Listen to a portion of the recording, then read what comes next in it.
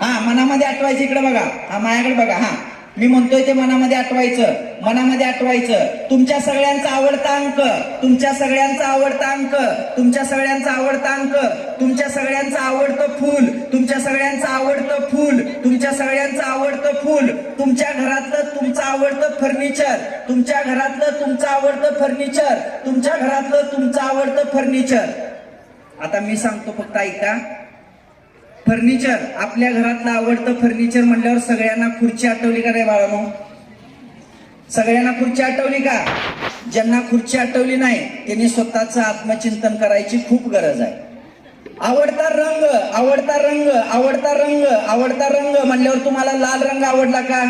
ज्यांना लाल रंग आवडला असं वाटतंय ना, त्यांनी पण स्वतःचं आत्मचिंतन करायचं. आवडता अंक सांगितला, आवडता अंक सांगितला. सगळ्यांना 7 अंक आवडला का? 7 अंक आठवला का? 7 अंक आठवला का? बघा, सगळ्यांचा आवडता रंग लाल असतो, सगळ्यांचा आवडता अंक 7 असतो, सगळ्यांचा आवडता